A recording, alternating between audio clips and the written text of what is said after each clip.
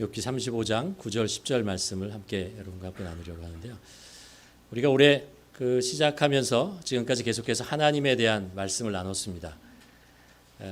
우리가 살면서 신앙에 여러 가지 주제가 있죠. 중요한 것들이 많이 있는데 가장 중요한 것은 우리 하나님이 누구신가라는 것, 그것을 분명히 아는 것이 가장 중요하다고 또 믿고, 그래서 아버지 하나님, 우리 예수 그리스도 성령님에 대한 말씀을 나누었습니다. 오늘부터는 저희가 1년을 시작하면서 성경 통독 같이 하고 있잖아요. 그 성경 통독에 맞추어서 여러분과 함께 말씀을 나누려고 합니다.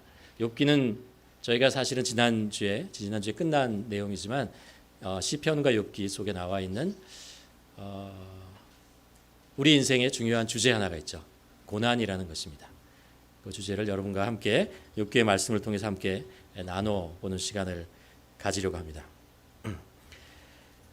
두 절 말씀인데요. 욥기 35장 9절 10절 말씀 우리 한 목소리로 함께 봉독하도록 하겠습니다.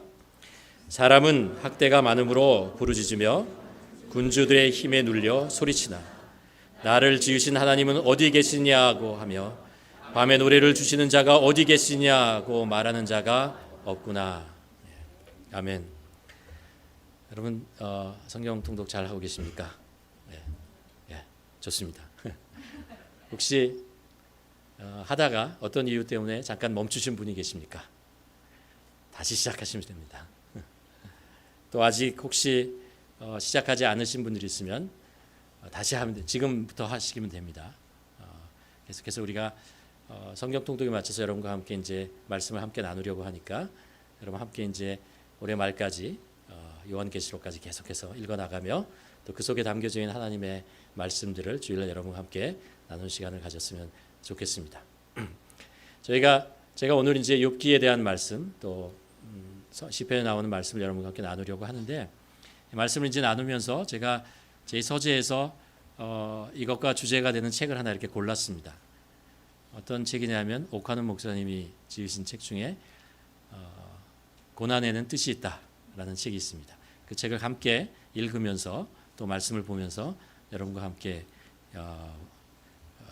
고난에 대한 이야기를 여러분과 함께 나누려고 합니다. 첫 번째 우리가 시작하면서 욥의 고난에 대한 이야기가 이제 성경에 나오는 것을 볼 수 있습니다. 여러분 이제 로빈슨 크루소라는 조그만 그 동화 책 아십니까? 거기에 보면 로빈슨 크루소하고 프라이데이라는 철부지 어린아이가 이제 대화하는 내용이 나오는데, 그 프라이데이라는 그 아이가 로빈슨에게 이런 질문을 합니다. 하나님은 굉장히 전능하시고 능력이 많으시다고 하셨죠? 라고 질문합니다. 그런데 로빈슨이 대답하죠. 맞아. 하나님 그러신 분이야. 라고 대답합니다. 이 프라이데이가 이어서 이런 질문을 합니다. 그렇다면 어째서 그렇게 능력이 많고 힘이 많으신 하나님께서 마귀를 없애버리고 고통과 죄를 없애버리지 않으십니까? 이 질문을 들은 로빈슨이 잠깐 한동안 생각을 합니다. 가만 생각했다가 이렇게 대기합니다. 너 참 지혜로운 말을 하는구나. 그렇지만 내가 하나 물어볼게. 왜 하나님은 날마다 악을 행하면서 하나님을 불쾌하게 하는 인간을 전부 없애버리지 않고 기다리실까? 우리가 세상에서 겪고 있는 많은 고통과 그리고 질병과 아픔, 이 모든 것이 왜 그런지, 왜 하나님이 그것을 그냥 놔두는지, 그 신비에 대해서 우리가 다 알 수는 없습니다. 그런데 또 한 가지 분명하게 알 수 있는 것은 뭐냐 하면, 만일 하나님께서 죄를 짓고 고통을 주는 나쁜 사람들을 이 세상에서 다 쓸어버리신다면 과연 이 세상에 몇 명이나 남을 수 있을까? 라는 생각도 해보게 됩니다. 우리는 사람들이 왜 고통을 당하는지 알고 싶지만 다 할 길은 없습니다. 어떤 사람들은 우리 인간이 고통을 당하는 이유를 아주 간단하게 설명해 보려고 합니다. 죄를 짓기 때문이다. 죄 때문에 그렇다라는 거죠. 공의로우신 하나님께서는 죄를 징계하시는 분이십니다. 어떤 사람이 고난을 당한다면 그것은 그 사람이 하나님 앞에 죄를 지었기 때문이다 라고 말하는 거죠. 그러나 고난을 겪는 모든 사람이 죄 때문에 그런 것은 아닙니다. 그리고 죄를 지었다고 해서 다 고난을 당하는 것도 아니라는 것을 우리가 이 세상에 살면서 알고 있습니다. 의인이 고난을 당하기도 하고 악인이 고난을 받지 않고 잘 사는 것도 우리는 보게 됩니다. 욥기에 보면 21절에 욥이 이런 이야기를 합니다. 어찌하여 악인이 생존하고 장수하며 세력이 강하냐. 여러분 그 일을 아십니까? 욥은요, 하나님께서 사랑하시는 자였고 하나님 앞에 의로운 자라고 하나님께서 칭찬하십니다. 완전하지는 않을 수 있지만 그래도 당대에 살고 있는 많은 사람들 중에는 정말 누구와 비교할 수 없도록 정말 의로운 사람이라고 하나님께서 말씀하십니다. 그런데 그가 어느 날 재앙을 당하게 되죠. 가지고 있던 재산들을 다 빼앗기게 되고 그의 자녀들까지 다 죽임을 당하고 자기의 몸에 병이 나고 그래서 아픔 속에 고난, 고통을 겪게 됩니다. 뿐만 아니라 옆에 있는 자기 아내도 남편의 그 고통하는 모습을 보면서 그냥 죽어라 이런 이야기를 합니다. 또 그를 위로하기 위해서 왔던 친구 셋이 있는데 그가 위로한다고 말을 하는 것이 결국 어디에 가냐면 욥 네가 죄를 지었기 때문에 하나님의 벌을 받는 거야. 징계를 받는 거야. 그러니까 회개해야지 라고 얘기를 합니다. 욥은 자신이 왜 이런 고난을 겪는지 알 길이 없었습니다. 다만 그의 삶 속에 지금 현재의 그가 상황 속에 분명히 그 고통 속에 있다는 것, 그것은 부정할 수 없는 현실이었습니다. 여러분 인생에는 낮이 있고 또 밤이 있죠. 시편에 보면 이사야서에 보면 이사야서 45장에 이런 말씀을 합니다. 나는 빛도 짓고 어두움도 창조하며 나의 평안도 짓고 환난도 창조하나니 나는 여호와라. 이 모든 일을 행하는 자니라 하셨노라. 우리 인생에는 봄이 있고 여름이 있고 가을이 있고 그리고 겨울이 있습니다. 봉우리가 있는가 하면 깊은 골짜기가 있는 것도 우리가 압니다. 살다 보면 누구나 어두운 밤을 지나가게 되고 차가운 겨울을 지나가게 되고 음침한 골짜기를 통과해 가기도 합니다. 그런데 여기서 기억해야 될 것이 하나 있을 것 같아요. 뭐냐 하면 밤이나 겨울이나 계속해서 영원히 계속된다는 것은 아닙니다. 우리가 사는 인생에는 밤도 겨울도 계곡도 모두 우리가 지나가서 통과해가는 한 과정, 여정의 한 일부분이라는 사실을 우리가 반드시 기억해야 합니다. 물론 밤과 겨울의 차가움, 그것으로 인해서 몸이 위축되고 힘들 때가 있습니다. 그리고 또 상처를 남기기도 합니다. 그러나 이것 또한 인생 속에 반드시 있어야 될 하나의 계절입니다. 하나의 부분이라는 거죠. 우리는 밤이 있고 또 겨울이 있어야 그래야 그때 멈춰 봅니다. 하루 동안에 있었던 일들을 우리는 밤이 되어야 정리해보고 그 중에서 우리가 기억해야 될 것이 무엇인지 그리고 잊어버려야 될 것이 무엇인지를 깨닫게 되고 그리고 정리합니다. 우리는 멈추어야 생각을 합니다. 뒤돌아보고 무엇이 잘 되고 있는지 무엇이 잘못되고 있는지를 깨닫게 되고 또 고백하게 되고 치유받게 되고 회복하게 됩니다. 그래야 우리가 봄을 맞이할 수 있거든요. 그래야 우리가 새벽을 맞이할 수 있게 됩니다. 하나님께서는 40년 동안 모세를 왕궁에 두셨어요. 그렇죠? 그리고 그 다음에 40년 동안은 모세를 광야에 두셨습니다.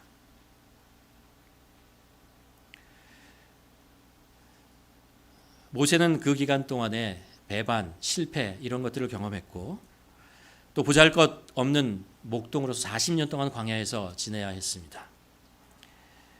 그러나 이 광야에 40년의 시간이 있었기에 그 다음에 하나님과 동행했던 이스라엘 역사의 구원을 이루었던 하나님의 역사를 경험하는 40년의 시간이 있을 수 있었습니다.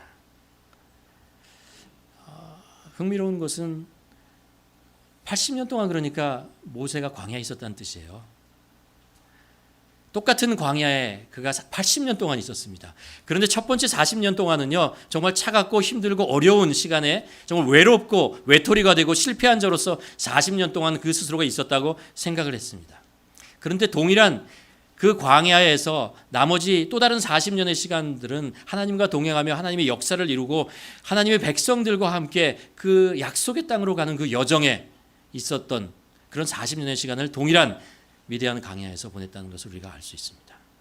그러니까 가만 보면 우리가 어떤 곳에서 무엇을 하고 있느냐라는 것부터 중요한 것이 뭐냐 하면은 우리가 과연 그곳을 하나님과 동행하고 있는가라는 것입니다. 하나님의 뜻 속에 있는가라는 것, 그것이 중요하다는 것을 알 수 있습니다. 우리는 편안한 곳, 평탄한 곳, 쉬운 곳, 좋은 곳을 갈 때 우리는 하나님께서 우리와 함께 하신다고, 하나님과 우리가 동행한다고 우리는 고백을 하고 기뻐합니다. 그러나 하나님은 우리가 힘들고 어렵고 돌짝발을 지날 때도, 어두운 곳을 갈 때도 하나님은 우리와 함께 동행하십니다. 여러분, 이 사실을 믿으십니까?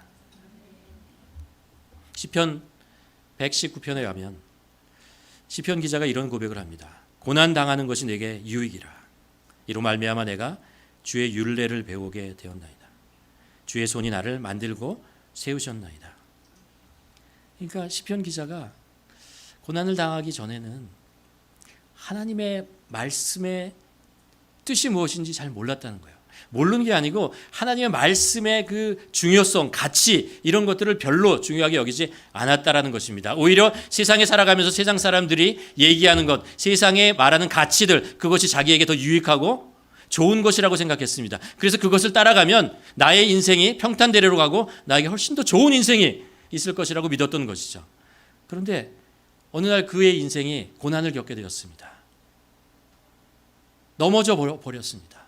그리고 나서 깨달게 된 거죠. 아, 세상이 나를 손짓하며 불렀던 그곳이 내가 가지 말아야 하는 길이었구나 라는 것을 깨닫게 됩니다. 그리고 하나님께서 말씀하신 그 진리의 말씀, 내가 좀 듣기에 힘들고 불편하고 어려운 얘기지만 사실은 그것이 내가 가야 될 진리의 길이었고 생명의 길이었구나 하는 것을 알게 된 것입니다. 진정으로 가치 있는 것이 무엇이냐를 고난을 겪고 나서 알았다는 거예요. 깨달았다는 것입니다. 그러면서 이런 이야기를 하지 않습니까? 주의 손이 나를 만들고 세우셨느니라. 이 주의 손이 뭐예요? 이 시편 기자를 복주고 잘되게 하고 축복하고 그런 주의 손이 아니고 어른이 돼야 된다고 얘기합니다. 곡식은 익어갈수록 고개를 숙인다고 얘기하지 않습니까? 우리 모두 어두운 밤길을 걸어보셨을 것입니다. 차가운 시간들을 여러분 경험해 보지 않았습니까? 뒤돌아보면 그 시간이 나에게 꼭 필요한 시간이었다라고 고백하게 됩니다. 생각해 보면 고난을 통해서 우리는 내가 이것을 잘못했구나, 이것을 정말 내가 고쳐야 되구나 라는 것, 이런 것들을 깨닫게 됩니다. 죄를 떨어내고 잘못된 습관들을 고치고 이런 일들을 하면서 좀 더 우리가 좀 정결하게 될 수 있습니다. 그런데 가만 생각해 보면요, 정말 우리의 신앙이 깊어지고 우리의 믿음이 성장할 때가 언제인가 생각해 보면요, 이유 없는 고난을 당할 때, 억울하게 비난을 받을 때, 그 고난을 이제 배척하지 않고요, 그 고난을 이렇게 품어내잖아요. 그냥 견뎌내며 고난을 피하지도 않고 부정하지도 않고 그냥 그 고난을 가슴으로 그냥 받아줬을 때 우리는 그때 십자가의 예수님을 더 깊이 만나게 됩니다. 우리가 인생을 살아가면서 이 고난을 직면하고 피하지 말아야 될 이유가 두 가지가 있습니다. 하나는 우리가 살면서 고난은 반드시 찾아온다는 거예요. 우리가 피할 수 있는 것이 아니라는 것입니다. 늘 그런 건 아니지만 우리의 삶 속에 고난이라는 것이 언젠가는 있다는 것입니다. 두 번째는 우리의 인생이라는 이 고난을 겪고 나서 두 가지 길로 가게 됩니다. 하나는 고난을 통해서 우리는 더욱더 성숙하고 깊어지고 성장할 수 있습니다. 그러나 또 하나의 길은 우리가 고난을 통과하고 나서 우리의 인생이 망가질 수도 있어요. 잘못된 길로 갈 수 있어요. 좌절하고 세상을 원망하고 그렇게 갈 수도 있다는 겁니다. 그러니까 중요한 것은 고난 그 자체의 종류나 크기나 아니면 그 성격 그런 것이 아니라 내가 그 고난을 어떻게 믿음으로 반응하는가라는 것입니다. 여러분 룻기 통독하면서 얼마 전에 읽으셨죠? 거기에 보면 나오미의 가정 이야기가 나옵니다. 예루살렘에서 살았어요. 그러다가 그곳에 기근이 드니까 이제 요단강을 넘어서 모압 지역으로 가죠. 그곳에 가서 이제 두 아들이 여자를 만나서 결혼을 하고 행복하게 사는 듯 했습니다. 그런데 얼마 지나지 않아서 남편이 이유 없이 죽었어요. 두 아들도 죽었어요.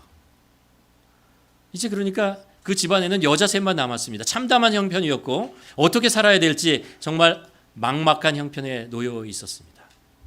그때 나오미가 아주 중요한 결정을 해요. 무슨 결정을 하냐면 내 고향 예루살렘으로 돌아가리라 라고 얘기합니다. 그리고 나서 그 예루살렘에 돌아가서 놀라운 일들을 경험하게 됩니다. 예루살렘이라는 무엇일까요? 여호와 하나님께 돌아가는 거예요. 마치 탕자가 아버지의 재산을 다 받아서 세상 속에서 좀 즐겁게 잘 살다가 고난을 당하고 힘든 상황 속에서 그걸 다 잊어버리죠. 그리고 완전히 힘들고 어려운 상황에 있을 때 그가 정말 인생에서 가장 중요한 결정을 해요. 아버지께 돌아가요. 내 아버지께 돌아가자라는 결정을 하죠. 우리가 고난과 어려운 상황 속에 있을 때 우리가 많은 생각을 할 수 있습니다. 많은 것들을 따져볼 필요도 있습니다. 그러나 가장 중요한 결정은 뭐냐면 내 아버지께 돌아가는 거예요. 내 아버지 품으로 돌아가야겠다라고 결정하는 것입니다. 고난 당하게 되면 대부분 두 가지 문제와 씨름하게 됩니다. 하나는 왜 내가 고난을 당하냐 이거예요. 왜 하나님은 나에게 이런 고난 속에 나를 놔두느냐 하라는 문제고, 두 번째 문제는 어떻게 이것을 벗어날 것인가, 이겨낼 것인가, 어떻게 이것을 처리할 것인가, 그리고 고난을 넘어갈 것인가 라는 그런 생각을 하게 되죠. 욥기에 보면 욥도 그리고 욥을 위로하기 위해서 왔던 세 친구들도 왜라는 질문을 하게 됩니다. 왜 욥은 그런 생각을 하죠. 왜 내가 이런 고난을, 나는 그래도 하나님 앞에서 정말 정직하게 살려고 하고 그래서 애쓰고 수고하고 그랬는데 왜 나에게 이런 고난이 찾아오느냐라는 것입니다. 세 친구들의 대답은 아까 말씀드린 대로 네가 고난을 당하는 것은 죄를 지었기 때문이야. 그것이 이유야. 부정하려고 하지 마. 그냥 받아들여. 넌 죄인이야. 하나님의 징계를 받아 라고 얘기를 합니다. 무려 이 이야기가요, 서로 대화하는 이야기가 27장이나 돼요. 그런데 해결이 되지 않아요. 왜라는 질문에 그들은 아무런 대답도 찾지 못하게 됩니다. 우리도 마찬가지로 우리 삶 속에서 왜 내가 왜 나의 가족이, 왜 나의 친구들이, 나의 가까운 사람이 이 고난을 당하는가라는 질문을 하게 됩니다. 외쳐대죠. 죄 때문일 수도 있고 잘못된 습성이나 생활 환경일 수도 있고요. 깨어진 사회 환경 속에 살다 보니까 그럴 수도 있어요. 그리고 나쁜 친구를 사귀어서 그럴 수도 있겠죠. 맞아요. 어떻게 보면 우리가 살아온 인간의 역사라는 것이 그렇습니다. 우리의 인간이 살면서 겪게 되는 고통과 아픔과 이런 것들을 이겨내기 위해서 이유를 찾고 방법을 찾고 그렇게 온 것이 사회의 개혁을 해야겠다. 아니면 우리의 정신을 개조해야겠다. 아니면 우리의 부를 더 넓게 크게 만들어야겠다. 이런 생각들을 하면서 그것을 실천해왔던 것이 바로 인간의 역사라고 할 수 있죠. 그렇게 하면서 지금까지 왔습니다. 근데 욥기는요, 우리들에게 다른 관점을 하나 가르쳐줘요. 신앙의 다른 고난을 대하는 그런 믿음에 대한 이야기를 합니다. 욥과 세 친구들이 서로 왜라는 질문에 논쟁을 하고 막 하고 있을 때 그 옆에 엘리후라는 젊은 사람이 한 명 있었습니다. 욥의 친구가 말하는 것을 이렇게 욥과 욥의 친구가 말하는 것을 이렇게 듣다가 그가 끼어들어요. 그러면서 이런 말을 합니다. 오늘 본문의 말씀입니다. 사람들은 학대가 많음으로 부르짖는다는 거예요. 군주들의 힘에 눌려서 소리치며 아우성된다는 것입니다. 그러나 나를 지으신 하나님은 어디 계시냐고 하며 밤에 노래를 주시는 자가 어디 계시냐 말하는 자가 없다. 욥도 그렇고 욥의 친구들도 분명히 하나님에 대한 이야기를 합니다. 그들이 청하고 있는 환경 속에서 하나님은 도대체 뭐 하시는 거야? 하나님의 뜻은 뭐야? 이런 이야기를 하지만 실제로 그들이 정말로 하나님에게 고개를 돌리고 이 세상을 창조하신 하나님에 대한 생각은 해보지 않는다는 거예요. 이 표현이 참 많은 생각을 하고 묵상을 하게 됩니다. 이 세상을 창조하신 하나님은 어디 계시는가? 이 세상을 지으신 하나님은 어디 계시는가? 밤중에 노래를 우리에게 주신 그 하나님은 어디 계시느냐? 밤중에 노래를. 하나님께서는 사막에 물을 내시는 분입니다. 그렇죠? 광야의 길을 내시는 분이고 음침한 골짜기에 동행하시는 분이십니다. 그 하나님을 진정으로 찾고 그 하나님으로 해답을 얻으려고 하느냐라는 질문을 하고 있는 것입니다.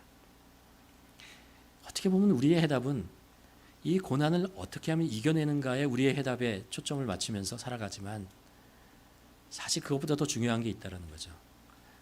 하나님 그분이 해답이라는 거예요. 하나님이 이 세상을 창조하셨고 하나님께서 이 세상을 인도하시고 이끄신다는 거예요.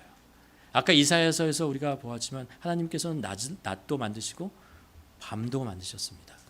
하나님은 이 세상에 우리에게 평안도 주시고 하나님은 이 세상에 환난도 주신다는 거예요.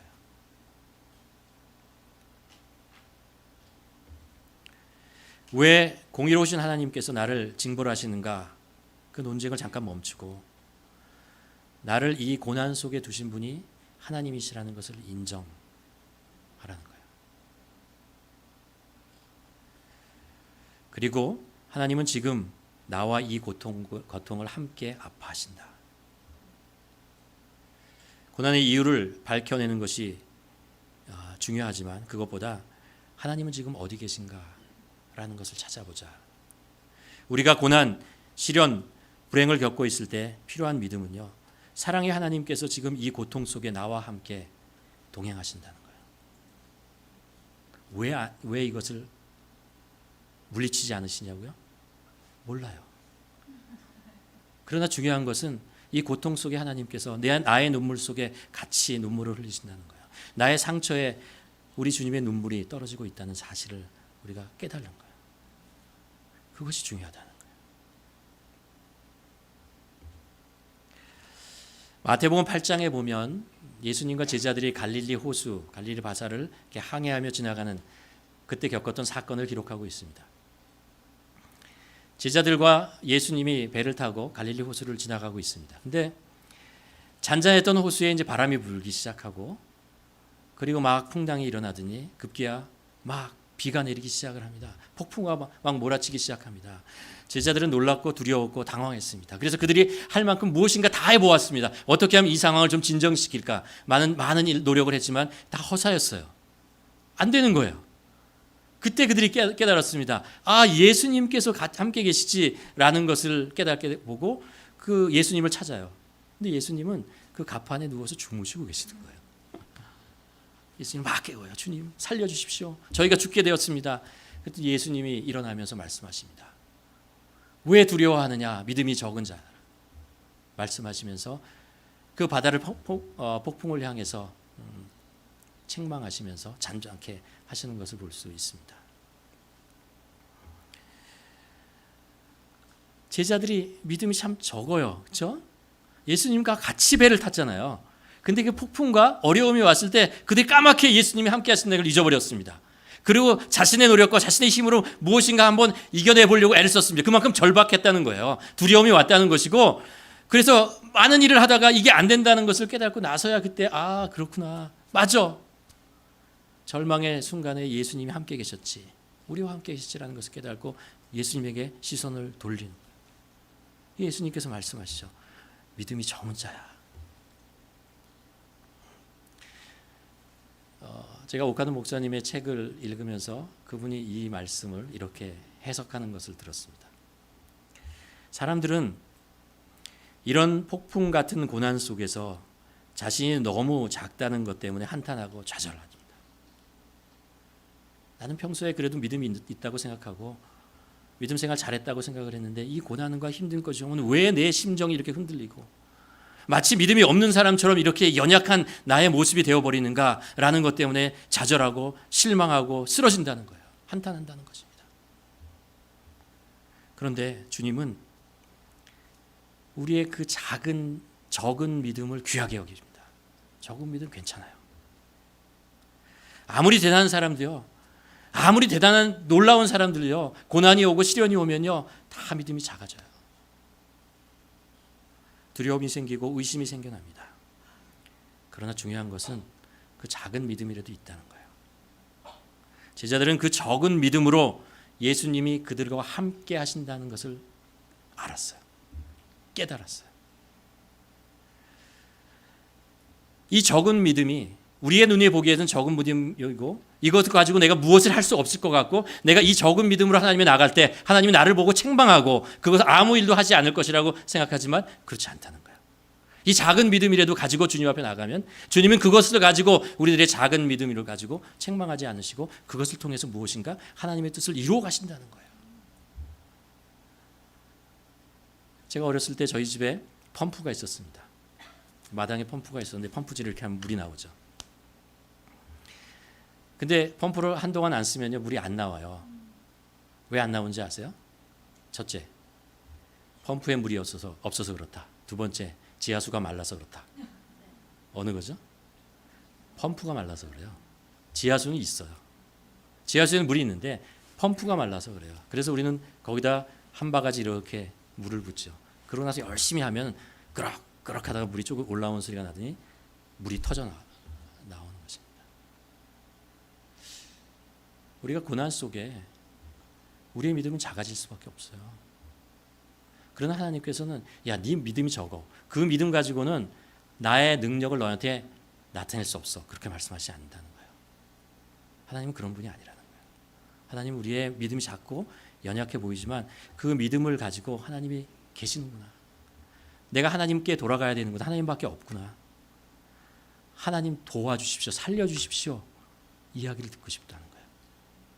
그러면 하나님께서 하나님의 뜻을 이루신다는 거예요.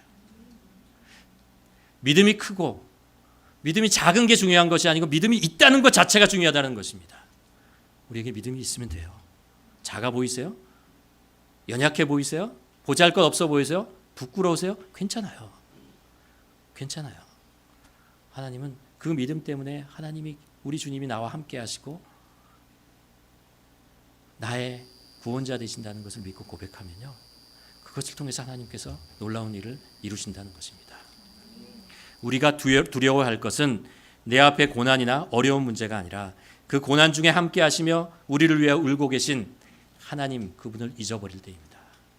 잊지 마십시오. 잊지만 않으면 돼요. 하나님이 함께 울고 계시고 함께 하신다는 것을 잊지 않고 그분을 붙잡는 것이 중요합니다. 그 믿음이면 충분하다라는 것입니다. 예수님께서 일어나셨어요. 믿음이 없다라고 얘기하잖아요. 적다라고 얘기해요. 왜 두려워하느냐라고 질책하는 것 같지만 아니에요. 그것 가지고, 그 믿음을 가지고 그들이 왔을 때, 예수님을 찾았을 때 예수님께서는 풍랑을 잠잠케 해주셨습니다. 여러분, 우리는 살면서 다 누구나 고난을 겪게 됩니다. 물론 고난의 크기가 있어요. 그러나 우리에게 작은 믿음만 있으면 돼요. 그 믿음을 가지고 주님을 찾는 거예요. 주님을 붙잡는 거예요. 주님의 옷자락을 붙잡는 거예요. 잡고 있으면 돼요. 어차피 내가 할 거 아니니까, 못하는 거니까, 주님이 하실 거니까 나는 그냥 그 옷자락만 잡으면 돼요. 그리고 주님 앞에 나가서, 우리가 믿음이 작으니까, 적으니까 그래서 기도하는 거 아니에요? 우리가 믿음이 많고 내 신앙이 대단하다 그러면 왜 기도하세요? 내 믿음이 작고 연약하다는 것을 알기에 주님을 붙잡고 주님께 매달리고 기도하는 것이죠. 그럴 때 하나님께서 더 큰 동력으로, 하나님께서, 사랑의 하나님께서 우리의 삶을 인도하시고 지켜주시고 그 어두운 길, 음침한 골짜기, 차가운 겨울, 주님만 어디 있느냐가 중요한 것이 아니고 주님의 손을 붙잡고 가는 것이 중요하다. 그때 주님께서 우리를 구원하실 것입니다. 기도하시겠습니다. 그때 주님께서 우리를 치유하실 것입니다. 그때 주님께서 막혔던 문을 여실 것입니다.